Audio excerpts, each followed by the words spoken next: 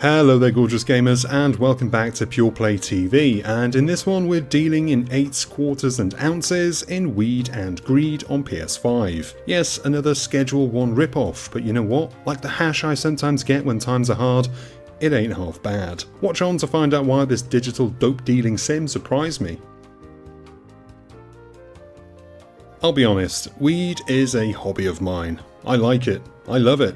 I'd happily drown in a pool of the bud. So a game about selling the stuff? Count me in. Now, Drug Dealer Simulator, a game I reviewed recently on Xbox Series X, and conveniently also the number 2 spot on our top games of June by YouTube revenue. Shameless plug, check the video in the description, it's worth it. That game's grimy, janky nature really didn't sit well with me. It was like living in a council estate during a heatwave. Weed and Greed, on the other hand, it's colourful, cartoony, and the ambient music is the kind of funk you'd happily spin after a few tokes. The atmosphere is a winner from the get-go. I wasn't distracted by janky Unreal Engine models. I was dealing weed to characters that looked like they'd been pulled straight from a low-budget BBC Kids TV show, which bizarrely had the knock-on effect of making it massively appealing to my 9-year-old child, Charlie. He happily sat beside me as I played a bit, running around town, dealing my herbs to patients, litter picking, and occasionally beating up randos. Because let's be clear, I'm a drug dealer. I'm not a pillar of the community. You think I'm picking up rubbish because I want to keep my neighbourhood clean?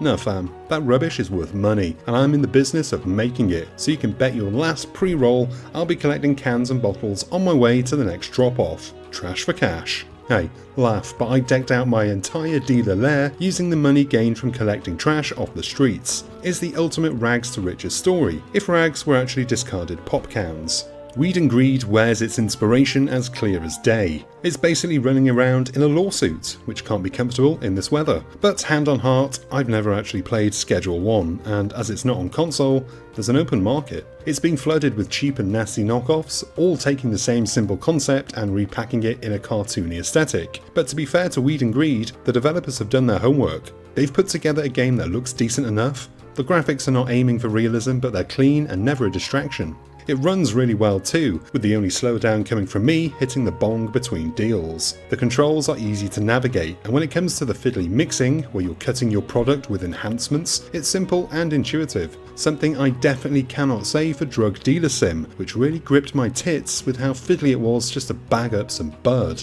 There's not a huge amount of depth here. It is a basic game, but its core is solid as a rock. Good progression, lots of leveling up, a big city to wander, though there's not really much to see beyond the next deal, and even dealers that you can hire to peddle your wares while you hang out at the crib. You can grow the good stuff or mix together evil poisons, cocaine and pills. Personally, if I were to break bad, I'd stick with the weed and not touch the other stuff, but that's just me. In the game, I even avoided it as long as I could, but you do you kids, just don't blame me when the virtual DEA comes knocking.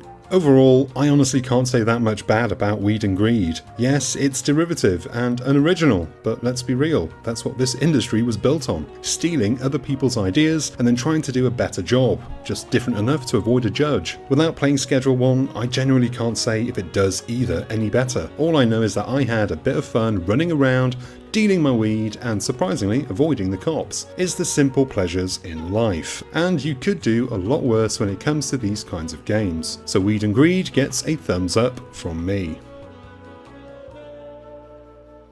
And that is the end of this review. Thank you for watching. If you enjoyed this video and want to see more, or want to influence which games show up in next month's earnings report, please hit the like and subscribe buttons below. Drop a comment, let me know what you think about Weed and Greed, and don't forget the bell icon so you're notified when there's something new to watch.